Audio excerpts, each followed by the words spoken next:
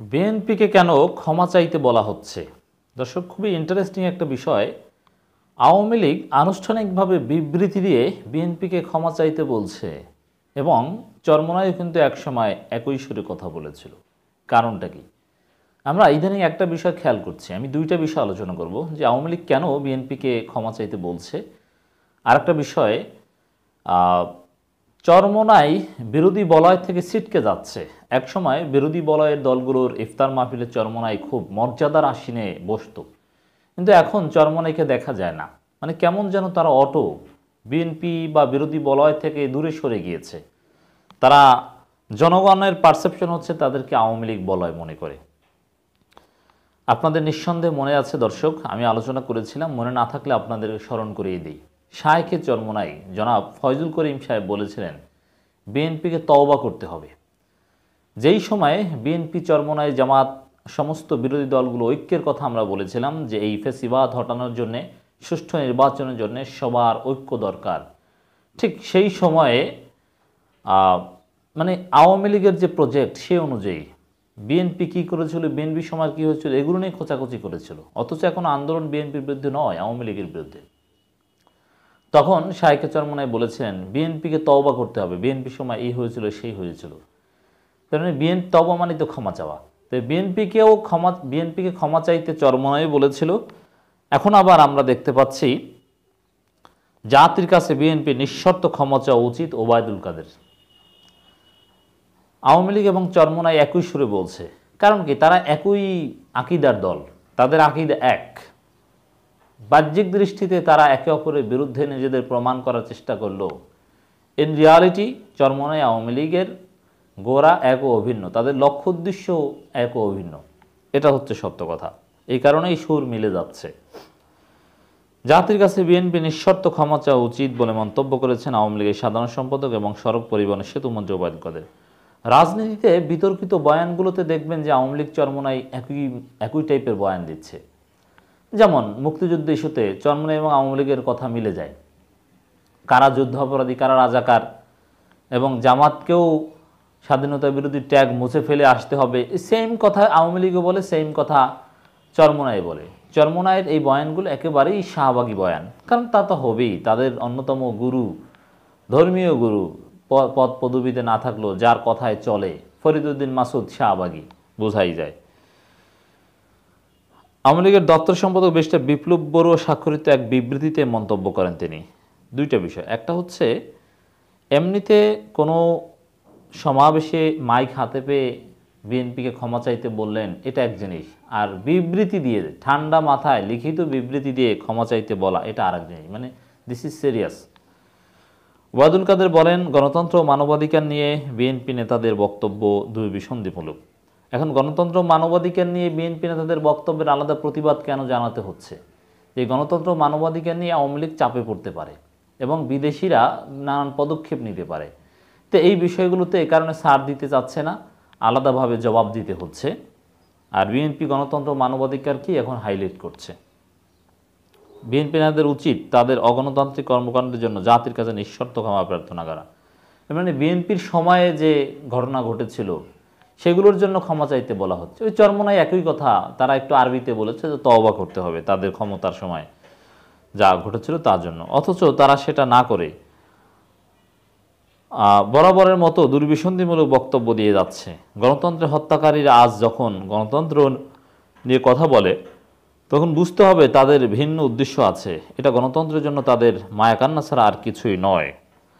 না, বিএনপি যদি গণতন্ত্র হত্যা করত, কিছু ত্রুটি বিচ্যুতি হয়েছিল, কিন্তু বিএনপি যদি গণতন্ত্র হত্যা করত, তাহলে আওয়ামী লীগ ক্ষমতা আসলো কীভাবে?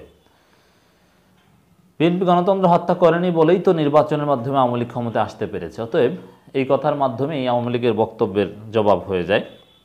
মাননীয় সেতুমন্ত্রী বলেন, গণতন্ত্রের জন্য তাদের এই আহাজারি মূলত 21শে আগস্টের গ্রেনেড হামলার মাস্টার মাইন্ড, খোয়াব ভবনের অধিপতি, দুর্নীতি, সন্ত্রাস ও দুর্বৃত্তায়নের বরপুত্র তারেক রহমানের দুঃশাসনের যুগে দেশকে ফিরিয়ে নেওয়ার জন্য। দেখেন, সব কিছুর মূলে তারেক রহমান। তারেক রহমানকেই ভয় পায়। এজন্য যাই বলুক, তারেক রহমানকে কটূক্তি করা ছাড়া আওয়ামী লীগের কোনো বক্তব্য কামালিয়াত পায় না। কিন্তু এদেশের গণতন্ত্রকামী দেশপ্রেমিক নাগরিক সমাজ এই অন্ধকার অপশক্তির বিরুদ্ধে আজ ঐক্যবদ্ধ। তিনি 1977 সালে হ্যাঁ না ভোটের প্রহসনের নির্বাচনের নামে দেশে গণতান্ত্রিক মূল্যবোধ নির্বাচন ব্যবস্থাকে ধ্বংস করেছিল স্বৈরাচার জিয়াউর রহমান। এরশাদ কী করেছিল? আর এখন এই যে 2014-18-তে যা হয়েছিল তা তো তার চাইতেও ভয়ানক। যে এগুলোর জবাব কে দিবে? জিয়ার তথাকথিত গণতন্ত্র ছিল কারফিউ মার্কা গণতন্ত্র। লাগাতার সামরিক শাসন বলবৎ রেখে জনগণের উপর দুঃশাসন স্টিমরোলার চালানো হয়েছিল। 1978 সালের 3 জুন সেনাপ্রধানের দায়িত্ব থেকে রাষ্ট্রপতি নির্বাচনের আয়োজন করে গণতন্ত্রকামী জনগণের সঙ্গে নির্মম তামাশা করেছিল স্বৈরাচার জিয়া। অবৈধভাবে একই সঙ্গে প্রধান সামরিক আইন কর্মকর্তা ও রাষ্ট্রপতি পদ দখল করে ক্ষমতা কুক্ষিগত করেছিল সে।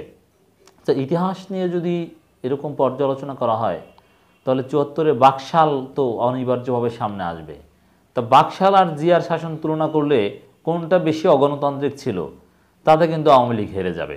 অতএব আওয়ামী লীগের এই বড় কথা বলার নৈতিক ভিত্তি কিন্তু নাই। ইতিহাস নিয়ে এভাবে টানাটানি করলে তাদের লুঙ্গি খুলে যাওয়ার মতো অবস্থা হতে পারে। আমি বলছি না যে জিয়াউর রহমান, এরশাদ বা এরা দুধের ধোয়া ছিল, প্রত্যেকেরই ত্রুটি বিচ্যুতি ছিল। কিন্তু আওয়ামী লীগ যা করেছিল গণতন্ত্রের বিরুদ্ধে, এখনও যা করে যাচ্ছে, এর তুলনা কারোর সাথে হয় না। এটা হচ্ছে ইউনিক। গণতন্ত্র হত্যার, ভোটাধিকার কেড়ে নেওয়ার সব ধরনের কাজ তারা করেছে, যেটা রেকর্ড। এটা সারা পৃথিবীতে যারা গণতান্ত্রিক শাসকের নাম দিয়ে ক্ষমতায় থাকতে চায়, বিভিন্ন ছল চাতুরি করে, তাদের জন্য একটা অনুসরণীয় দৃষ্টান্ত আওয়ামী লীগ যা করেছে। কেউ ধরতে পারেনি আগে যে তারা কি করবে। পরিকল্পিতভাবে গলা টিপে হত্যা করেছিল গণতন্ত্র, নির্বাসিত করেছিল মহান মুক্তিযুদ্ধের চেতনা আদর্শকে। সেতুমন্ত্রী আরও বলেন, জিয়ার পদঙ্ক অনুসরণ করে 1996 সালে 15 ফেব্রুয়ারি প্রহসনে নির্বাচন করেছিল বেগম খালেদা জিয়া। সেই 15 ফেব্রুয়ারি একটা নির্বাচন নিয়ে কথা বলছেন, আর ওরকম শত শত নির্বাচন গত 15 বছরে করে যাচ্ছে আওয়ামী লীগ। আর 15 ফেব্রুয়ারি নির্বাচন দিয়ে ইচ্ছা করেই বিএনপি ক্ষমতায় থাকেনি, বরং বিএনপি ক্ষমতা ছেড়ে দিয়েছে। 15 ফেব্রুয়ারি নির্বাচন করা হয়েছিল তত্ত্বাবধায়ক সরকারের বিল পাশ করার জন্য। একতরফা ছিল, কিন্তু বিল পাশ করে আবার তারা সুষ্ঠু নির্বাচন দিয়েছে, যার মাধ্যমে আওয়ামী লীগ ক্ষমতায় এসেছে। এর মানে বিএনপি কারচুপি করলে তো আর আওয়ামী লীগ ক্ষমতায় আসতে পারত না। যদি ওরকম ভয়ানক কারচুপি করত, আওয়ামী লীগ যেরকম করেছে, জনগণের মত প্রকাশ বা জনগণের সরকার প্রতিষ্ঠার পথ স্থায়ীভাবে রুদ্ধ করে দিয়েছে আওয়ামী লীগ। জাতিকে উপহার দিয়েছিল মিরপুর ও মাগুরা মার্কা উপনির্বাচন। নির্বাচনে কারচুপি করে ক্ষমতা দখলের পায় তার আজিজ মার্কা নির্বাচন কমিশন। তো এগুলো তো সফল হয়নি।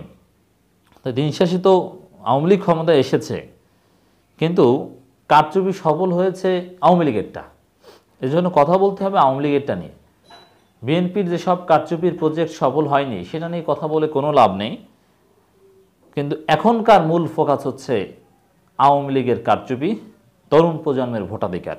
তো এই বিষয়ে আওয়ামী লীগ তাদের দুর্বলতা এড়ানোর জন্য, তাদের সমস্যা এড়ানোর জন্য, জনগণকে ধোঁয়াশায় রাখার জন্যে সেই ইতিহাস বিকৃতভাবে আংশিকভাবে টেনে আনছে।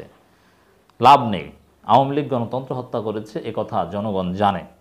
যাই হোক দর্শক, এখানে আরেকটা বিষয় প্রমাণিত হলো যে আওয়ামী লীগ আর চরমোনাই একই সুরে কথা বলে।